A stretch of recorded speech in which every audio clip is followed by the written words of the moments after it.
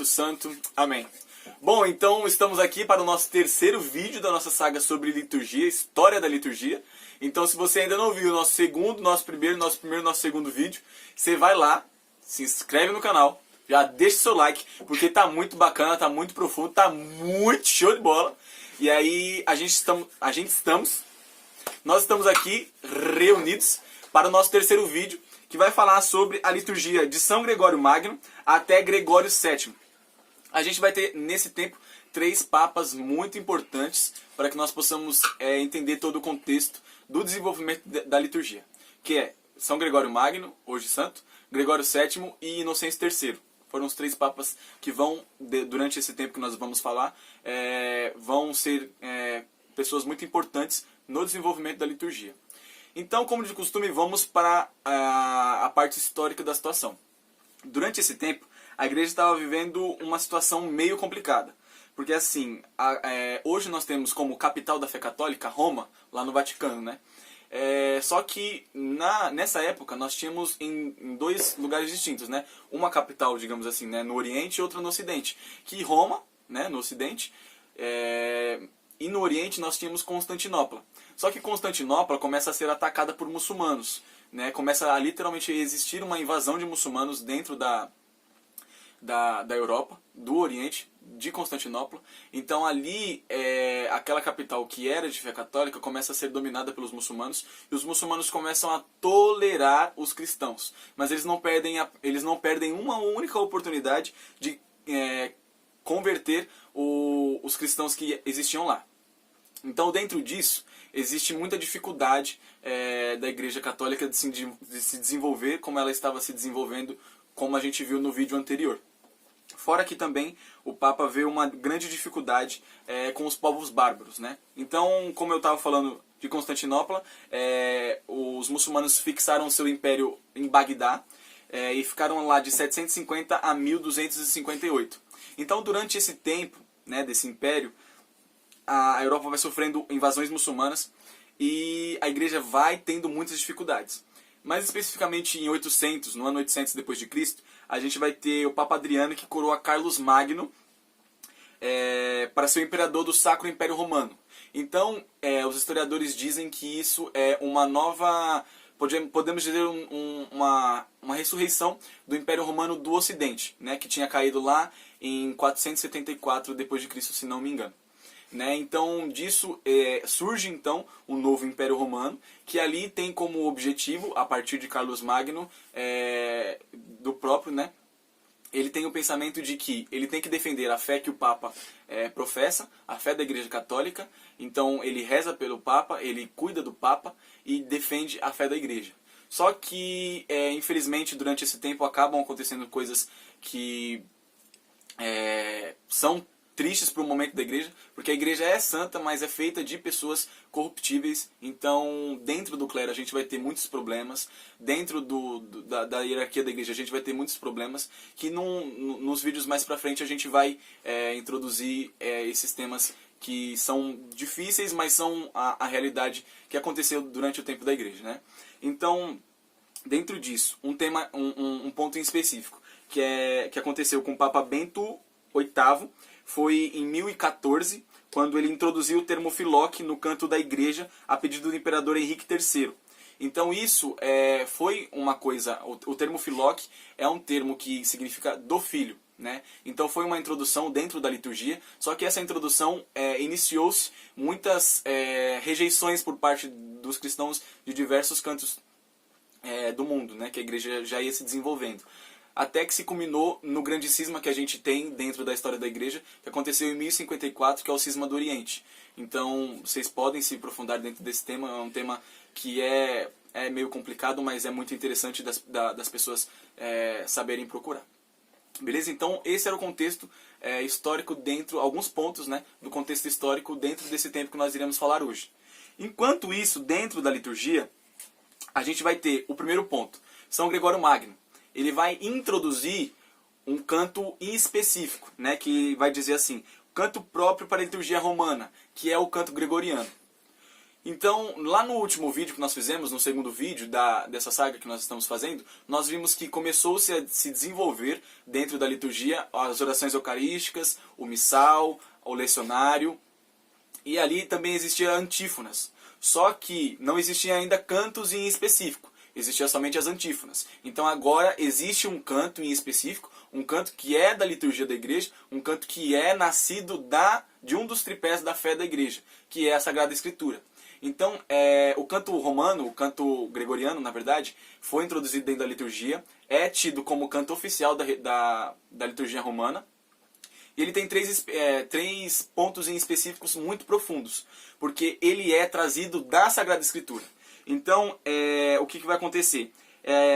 Tendo a sua origem dos textos litúrgicos, dos textos bíblicos, na verdade, ele vai ter ali isenção total de um erro teológico, de um possível erro teológico, né? Porque ali nós já temos a Bíblia. Então a Bíblia é a palavra de Deus, é o próprio Jesus Cristo encarnado. Então ali, no que nosso Senhor Jesus Cristo nos deixou, nós não temos mais erros, nós não temos erros, né?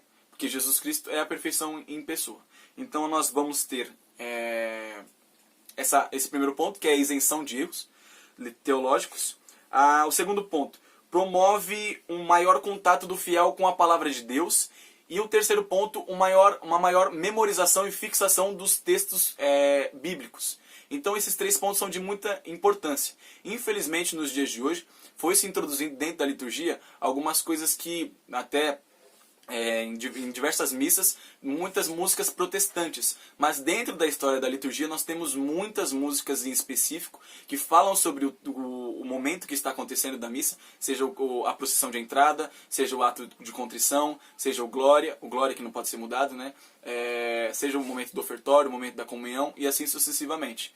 E o canto gregoriano, ele é muito desconhecido. Pelas pessoas que conhecem, ele é muito amado, mas um número incontável das pessoas que não o conhecem, que ignoram e que não gostam do seu tom, do seu jeito de ser, porque não compactua com o jeito que elas gostam das músicas. Mas o canto gregoriano é uma dica que eu dou para vocês pesquisarem no YouTube. Tem muitos cantos gregorianos que são muito bonitos, muito profundos e muito importantes para que nós possamos adentrar dentro dos textos bíblicos.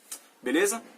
Então, um segundo ponto, nós temos então a desenvoltura da liturgia romana, né, que é chamada também liturgia pura, e ela vai ter ali uma característica em específico, diferente das outras liturgias que a gente viu, como por exemplo a bizantina e assim sucessivamente, que a gente falou no segundo vídeo. Ela vai ter algumas coisas em específico, como um grande estilo literário dos textos litúrgicos e a orientação da oração, que sempre vai ser por nosso Senhor Jesus Cristo, vosso Filho, na unidade do Espírito Santo. Ou seja, essa ação trinitária dentro dos textos litúrgicos vai acontecer na liturgia chamada pura, né? Então, aí um terceiro ponto, né, que também é algo que acontece com o rei Pipino e o imperador Carlos Magno, que eles vão levar a Sagrada Liturgia para Roma, vão adotar como oficial e vão fazer com que ela se desenvolva cada vez mais, né? Então ali ela começa a ser adotada como liturgia oficial da igreja, né? Então o rei Pipino, que é até engraçado falar esse nome, mas era o nome do rei daquela época. Eu não vou me lembrar o nome do povo agora, mas era o rei de um determinado povo que ajudou muito a igreja em um determinado tempo da história. E o imperador Carlos Magno vão levar a liturgia para o Oriente, para o Ocidente, na verdade, né, para Roma, e ali vão fazer com que a liturgia se desenvolva cada vez mais. Um outro ponto em específico, o São Gregório Magno determinou que as festas dos papas santos fossem celebradas universalmente. Então ali começa também a se desenvolver o calendário litúrgico da igreja, que é o calendário que nós temos hoje, né? A memória dos santos, os dias de solenidade, de festa, os tempos litúrgicos, tempo comum, tempo do advento, tempo da quaresma e assim sucessivamente. Então aqui nós vamos ter o início da festa em específico dos santos. Então a igreja universal, a igreja católica, em toda a sua hierarquia vai ter a celebração dos santos.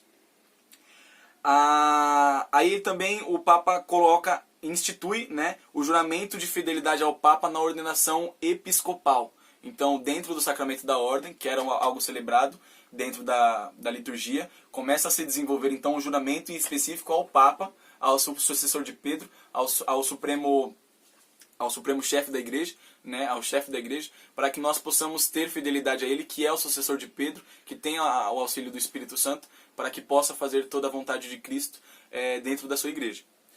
Aí, dentro disso, dentro das reformas litúrgicas, digamos assim, que Gregório estava tentando fazer, a gente tem três pontos específicos. Aumentar o apreço ao sacerdócio, porque infelizmente existiam muitos sacerdotes que estavam caindo em imoralidades, em pecados. Então ali há uma nova restituição com os monges, né, ali no local mais ou menos hoje determinado na França. Então ali há uma reforma sacerdotal, digamos assim, uma reforma eclesiástica. E ali se inicia então, com Gregório Magno, uma reforma dentro da vida do clero. E ali se há uma profunda busca para que o sacerdócio possa ser um sacerdócio santo, um sacerdócio puro, um sacerdócio digno, porque o sacerdote é Cristo que está sobre a terra. Um segundo ponto que é cultivar o sentimento de mistério nas celebrações. Ou seja, o santo mistério, o sacramento mais importante que nós estamos vivendo é o sacramento da Eucaristia. É um sacramento que deve ser muito vivido, muito amado e muito respeitado. E ali começa a se introduzir dentro da igreja, dentro da vida das pessoas, esse sentimento também de mistério, de sacramento, que a gente já falou no primeiro vídeo. E um terceiro ponto, abrir espaço às devoções. Então as pessoas começam a ter ali suas devoções tanto aos santos e principalmente sobre a Santa Missa. Beleza? Um outro ponto. Em sua luta pela reforma da igreja, Gregório VII adota a liturgia como mecanismo de mudança na moralização do clero. Então, como a gente estava falando, o clero havia uma decadência muito grande e ali São Gregório Magno vê a necessidade de poder ter uma reforma dentro do espaço eclesiástico para que se possa haver cada vez mais sacerdotes santos. Ele interpreta a liturgia como atividade própria do clero e exige retidão moral, santidade da vida para aqueles que são responsáveis por ela. Só completando o que a gente já tinha falado agora há pouco. Então, como a liturgia é o ato mais nobre do clérigo, do sacerdote, a gente vai ter então a obrigatoriedade, a partir do papado dele, né, a gente vai ter a obrigatoriedade do padre celebrar a missa todo santo dia. Então, se nós formos pegar o missal, nós vamos ver que existe a missa para com o povo e a missa em específico, a missa privada, digamos assim. Porque é a missa em que o padre deve celebrar todo santo dia. Independente se ele for para uma igreja ou não, ele deve celebrar aquela liturgia. E ali a gente vai ver, como a gente pode ver em catedrais, em comunidades mais antigas, basílicas, a construção de altares nos cantos da igreja, nos corredores da igreja. Então ali existia esses altares para que os padres pudessem celebrar as suas missas privadas, e as missas que fossem para com o público era celebrada no altar principal. Então, por isso, o desenvolvimento dos altares nos arredores e o altar principal direcionado para a missa com o povo.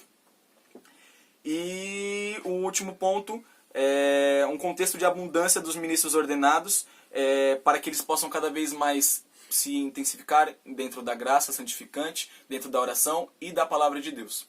Então esse é o tempo, a desenvoltura que nós vamos ter. Já entramos dentro do primeiro milênio, né? Já entramos dentro de uma história aproximada que nós temos. Então se nós formos pegar coisas do primeiro vídeo, do segundo vídeo e agora desse terceiro vídeo, nós vamos ver algumas coisas muito, muito, muito parecidas com o que nós temos nas liturgias a partir de hoje.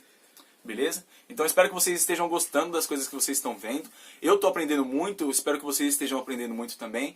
Então, se você gostou desse vídeo, deixa o seu like, comenta o que você achou, a sua experiência sobre aprender as coisas aqui conosco. Compartilha, nos ajude a compartilhar para que o canal possa cada vez mais crescer. E se inscreva no canal também ativando o sininho para que você, a partir de um vídeo que nós postarmos, você possa ver todas as novidades que nós estamos colocando. Beleza? Muito obrigado pela sua audiência e até o próximo vídeo. Falou! Muito bonito. Muito lindo. A Joana tá perdendo pra mim no jogo da velha. Não é. Eu tô